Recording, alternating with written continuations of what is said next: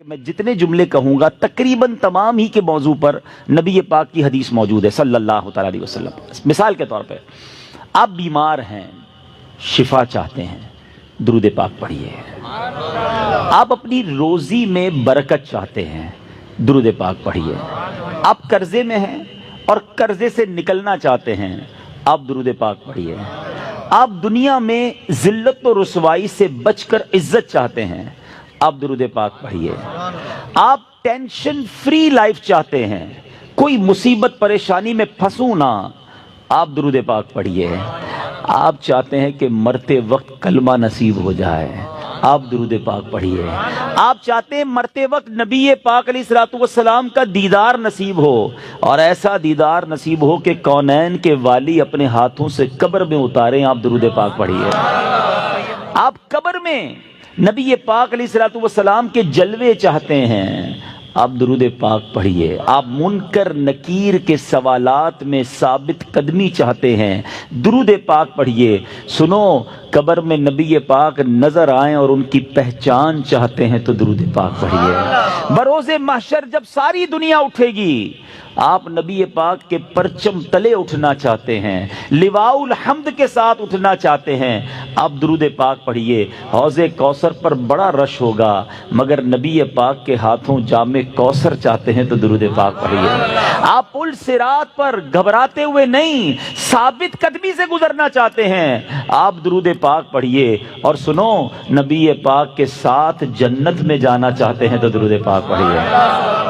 مدینے جانا چاہتے ہیں، سرکار کے روضے پہ جانا چاہتے ہیں، آپ درود پاک پڑھیے۔ اور سنو، میرے آقا کا دیدار کرنا چاہتے ہیں، پھر بھی درود پاک پڑھیے۔ اب میں نے جتنی باتیں بیان کی ہیں الحمدللہ، تقریباً ان تمام باتوں کے پیچھے حدیث پاک موجود ہے، جن کا مطالعہ ہے وہ سمجھ رہے ہوں گے کہ یہ تمام بشارتیں، یہ تمام ریوارڈز، یہ تمام عنایتیں میرے آقا علیہ الصلوۃ والسلام نے احادیث میں بیان فرما دی ہیں۔ اب مجھے بتاؤ اور کیا چاہیے؟ ایک مسلمان کو اپنی زندگی، اپنی موت، اپنی قبر اور اپنے حشر کے بارے میں جو کچھ چاہیے میں نے سبھی تو بیان کر دیا۔ آپ عزت والی زندگی چاہتے ہیں، آپ روزی روزگار میں برکت چاہتے ہیں، ٹینشن فری لائف چاہتے ہیں، ذلیل و رسوا نہ ہو یہ چاہتے ہیں، پریشر میں نہ رہیں یہ چاہتے ہیں، کلمے والی موت ملے، نبی پاک کے دیدار والی موت ملے، قبر میں آقا کے جلوے ہوں، محشر میرے آقا کے ساتھ ہو، اور چاہیے کیا؟ اللہ اکبر، یہ ہے وظیفہ درود پاک۔ ہم اس کو پہچان ہی نہیں سکے، یہ اس درود پاک کی برکتوں کو جان ہی نہیں سکے۔ یہ چابی ہے سکسیس کی، اٹ از دا کی آف سکسیس۔ ایوری پرابلم کا سولوشن درود پاک میں ہے۔ ایسے نہیں لکھا شاعر نے کہ دکھوں نے تم کو جو گھیرا ہو تو درود پڑھو، دکھوں نے تم کو جو گھیرا ہو تو درود پڑھو، جو حاضری کی تمنا ہو تو درود پڑھو۔ اللہ کرے کہ بس اس کو ریئلائز کر جائیں اور اب اپنی زندگی میں درود پاک کو بالکل شامل، ایسا شامل کر لیں۔ اچھا، میں نے جتنی ساری باتیں بتائی نا، ان ساری باتوں کے لیے الگ الگ حدیث تو موجود ہے۔ میں آپ کو ایک اور خوبصورت حدیث سناتا ہوں جو اس بات کو مزید ایلابوریٹ کر دے گی۔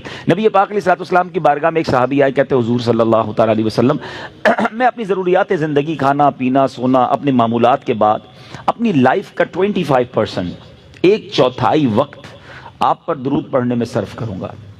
نبی پاک علیہ الصلوۃ والسلام نے فرمایا بہت اچھی بات ہے، حدیث کا خلاصہ ہے، تھوڑا بڑھا لو تو اور اچھا ہے۔ کہتے حضور 50% آپ اپنے وقت کو درود پاک میں صرف کروں گا۔ فرمایا بہت اچھی بات ہے، لیکن اور بڑھا لو تو اچھا ہے۔ کہتے حضور اب 75% درود پاک میں ٹائم گزاروں گا۔ فرمایا اور بڑھا لو تو اچھا ہے۔ کہتے بس اب اپنے ضروریات کے بعد حضور سارا دن آپ پر درود پڑھتا رہوں گا۔ فرمایا اگر ایسا کرو گے تو تمہاری ساری مشکلوں کے لیے کافی ہوگا، تمہاری تمام ضروریات کے لیے کافی ہوگا۔ اٹ مینز یہ سولوشن ہے۔ ہم پریشان بھی ہوتے ہیں پھر بھی درود نہیں پڑھتے، ہم قرضے میں ہوتے ہیں درود نہیں پڑھتے، ہمارے کاروبار کی پرابلم آ جاتی ہے ہم درود نہیں پڑھتے، ہم بیمار ہو جاتے ہیں ہم درود نہیں پڑھتے، حالانکہ سب کا علاج ہے۔ سبحان اللہ۔ تو اب آج اس خوبصورت اجتماع میں آئے ہیں، یہ پہلے ریئلائزیشن لے کر جائیں کہ میں نے اب اپنی زندگی میں درود پاک کو بالکل ایسا شامل کر لینا ہے جیسے زندگی میں بہت ساری ضروری زندگی کی چیزیں شامل کی ہیں۔ پہلے تو محبت کے ساتھ درود پاک پڑھ لیں، صلو علی الحبیب صلی اللہ تعالی علی محمد صلی اللہ علیہ وسلم۔ اب میں ایک اور جہت کی طرف بات کرنا چاہتا ہوں۔ فضیلت تو سن لی، مزہ بھی بہت آیا، سبحان اللہ بھی بڑی زور سے نکلا، درود پاک کل سے شامل ہوگا یا نہیں اس کی گارنٹی نہیں ہے۔ اچھا ہم نے پہلے بھی کئی بار فضیلتیں سنی ہیں، دعوت اسلامی والے تو جب بیان کرتے ہیں پہلے درود پاک کی فضیلت بیان کرتے ہیں، اور جب سنتے ہیں ماشاءاللہ مزہ بھی بہت آتا ہے، لیکن ایک دو دن بعد پھر وہی پورا دن گزر جاتا ہے، درود پاک شامل نہیں ہوتا۔ میں نے بہت غور کیا، سچی بتا رہا ہوں، میں اپنے لیے غور کیا کہ یار بیان تو بڑے کرتا ہے، تیری زندگی میں کتنے درود ہیں، کتنے پڑھتا ہے روز درود پاک؟ دنیا کو کہتا ہے روز اتنے 100 درود پڑھو، اتنے پڑھو۔ میں نے بہت غور کیا کہ یار پڑھتا تو ہوں، لیکن جس کو کہنا کہ زندگی کا جزو لا ينفق بن جائے، ایسا زندگی کا حصہ بن جائے کہ اس کے بغیر زندگی نہ گزرے، تو اس کا طریقہ کیا ہوگا؟ اب دیکھیں، زندگی میں بہت ساری چیزیں آپ کی میری ایسی آئیں جو پہلے نہیں تھیں، مگر ہم نے اس کو زندگی کا حصہ بنایا۔ مثال کے طور پہ اللہ پاک آپ سب کو ہمیشہ صحت مند رکھے، عافیت میں رکھے، لیکن کبھی کبھی انسان کی زندگی میں ایسا موقع آتا ہے دوائی آ جاتی ہے، ڈاکٹر کہتا ہے آپ کو جناب یہ پرابلم ہو گئی ہے، اب صبح دوپہر شام یہ دوائی پینی ہے آپ نے، اور حال حال میں پینی ہے۔ ہم کیا کرتے ہیں ڈاکٹر کے سامنے یہ تو نہیں کہتے انشاءاللہ، اس کے بعد گھر چلے جاتے ہیں، ڈاکٹر اگلے مہینے جاتے کیا ہوا، بولا وہ نعرہ تو لگایا تھا، دوائی تو نہیں پینی، نہیں، فوراً پلان، ادھر نیت فوراً پلان، باہر نکلتے ہی پہلے اس کا پرچہ لے کے جاتے ہیں میڈیکل اسٹور پہ، 1 مہینے کی دوائی دو۔ سٹارٹ شروع کیا نا، نیت کی اور پلاننگ شروع کی سسٹم میں لانے کے لیے۔ اب ذرا پوائنٹ سمجھیے گا، جو میں نے ریئلائز کیا آج آپ کو فارمولہ دے دیتا ہوں۔ اچھا دوائی لی، اچھا ہم جیسا آدمی جو بیزی ہے وہ کیا کرتا ہے، وہ دوائی بھی تھوڑی زیادہ لیتا ہے، ایک پتا رکھتا ہے آفس میں کہ یار دوپہر کے کھانے کے بعد آفس پہ ہوتا ہوں ادھر پیوں گا، ایک رکھتا ہے ادھر جدھر بیڈ روم میں بیڈ ہوتا ہے، اور بچوں کو بھی، بچوں کی والدہ کو بھی کہہ دیا، اب آفس والوں کو بھی کہہ دیا بھائی یاد سے مجھے دوائی پلا دینا۔ سسٹم بنایا نا، اب آپ کی دوائی نہیں چھوٹ رہی ہے، آپ کی دوائی تینوں ٹائم ہو رہی ہے، لنچ میں بھی کھا رہے ہیں، ناشتے میں بھی کھا رہے ہیں، رات کو بھی کھا رہے ہیں۔ کیسے آ گئی؟ لائف میں تو نہیں تھی، انوالو کیا آپ نے، پلان کیا، اب یہ زندگی کا ایسا حصہ بنی کہ آپ دوائی نہیں بھول رہے ہیں۔ ایسی بہت ساری چیزیں ہیں۔ میں چاہتا ہوں میں درود بھی کبھی نہ بھولوں، میں روز درود پڑھوں، کیونکہ مر جاؤں گا تھوڑے دنوں میں، تھوڑی تو دن رہ گئے لائف کے، اگر یہ پڑھ کر نہ گیا، یہ ذکر و درود زبان پر نہ رہے، تو یہ ساری نیکیاں برکتیں جو سنتا ہوں کیسے ملیں گی مجھے؟ اب سسٹم کیسے بنے گا؟ اب میں نے جو اپنے لیے بنایا وہ اچھی نیت سے بتا دیتا ہوں آپ کو۔ سب سے پہلے اپنے ساتھ تسبیح رکھنا شروع کریں۔ تسبیح جو ہے نا، یہ زبان کی لگام ہے، یاد رکھیں، کوئی بھی تسبیح ہو آپ کے ساتھ ہونی چاہیے۔ اچھا تسبیح بھی ایک نہ لیں، آپ تسبیح لیں 3-4، ایک رکھیں اپنی گاڑی میں، ایک رکھیں اپنے بیڈ روم میں جس جہاں آپ لیٹتے ہیں نا اپنے ساتھ ادھر، ایک رکھیں اپنی آفس کی ٹیبل پر۔ یہ تسبیحاں آپ کو یاد دلائیں گی درود باقی ہے، ذکر باقی ہے۔ جدھر موقع ملے آپ کو کوئی کہنا یار 5 منٹ میں آتا ہوں، 5 منٹ میں موبائل نہ نکالیں اور براؤزنگ شروع نہ کر دیں، 5 منٹ میں نکالیں تسبیح اور آپ درود پڑھنا شروع کر دیں۔ وہ 5 منٹ میں بھر لیں، نہیں 10 منٹ میں آ جائے مسئلہ نہیں، میرے 100 درود ہو جائیں گے۔ آپ کو انتظار مہنگا نہیں لگے گا، آپ کو ویٹنگ ٹائم بور نہیں کرے گا، آپ کو پتہ ہے اس نے انتظار کرایا، میرے نہ جانے کتنے گناہ معاف ہو چکے ہیں۔ ایک دوسرا فارمولہ، اچھا کسی کو یہ نہ لگے میرا تسبیح کا کاروبار ہے، مولانا صاحب کنٹینر بک کر کے آئے اور آج جناب سب کو 4 تسبیح کا کہہ رہے ہیں، میرا کوئی تسبیح کا کاروبار نہیں بھائی۔ میں جو اللہ جانتا ہے میری نیت کیا ہے کہ میری اور آپ کی لائف میں درود پاک ایک ایسا جز بن جائے کہ میرا کوئی دن نہ گزرے کثرت سے درود پڑھے بغیر۔ اچھا پھر دوسرا کام ایک اور کر لیں، تقریباً سارے لوگ واک کرتے ہیں، اچھی بات ہے، صحت کے لیے کرنی چاہیے۔ جب بھی واک کریں نا، جس طرح جوتے پہنے بغیر واک نہیں کرتے نا، آپ نے شوز رکھے ہوتے ہیں واک کے، آپ تسبیح ضرور لیں، کھڑے ہو جائیں، نہیں میری تسبیح کہاں ہے، تسبیح لا کے دو۔ آپ وداؤٹ تسبیح واک نہ کریں، آپ بلیو کریں آدھا گھنٹہ واک کرو گے انشاءاللہ 1000 درود پاک ہو جائیں گے۔ آپ اس پہ اور بھی وظائف شامل کر لیں، کلمہ پاک کی تسبیح ایک پڑھوں گا، ایک سبحان اللہ و بحمدہ سبحان اللہ العظیم پڑھ لوں گا، استغفار 70 بار نبی پاک روزانہ پڑھا کرتے، میں انشاءاللہ 70 بار استغفار بھی پڑھ لوں گا۔ آپ اپنا پورا جس کو کہتے ہیں شیڈیول بنا سکتے ہیں، اور یقین کرو جس دن ذکر و اذکار دبا کے کیے ہوں گے نا، جس کو کہتے ہیں رچ کے، اس رات کو نیند بھی بڑی اچھی آتی ہے۔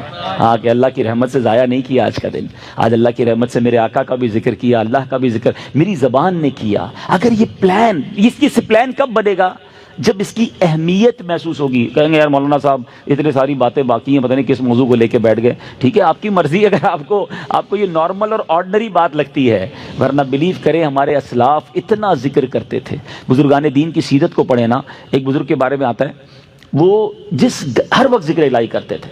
ایک بار کسی راستے سے گزرے، واپس آئے، پھر اس روڈ سے گزرے، کسی نے کہا حضرت ابھی تو گزر کے گئے تھے اس گلی سے، کہتے ہیں ہاں گزر تو گیا تھا مگر گزرتے گزرتے اللہ کا ذکر نہیں کیا تھا۔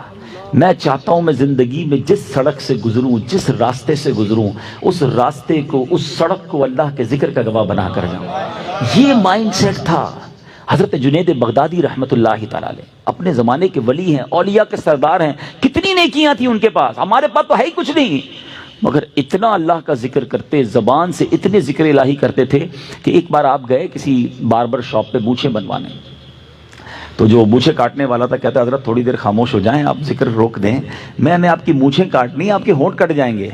فرماتے تم اپنا کام کرو، میرے ہونٹوں پہ زخم لگتا ہے تو لگ جائے، میں اللہ کا ذکر نہیں چھوڑ سکتا۔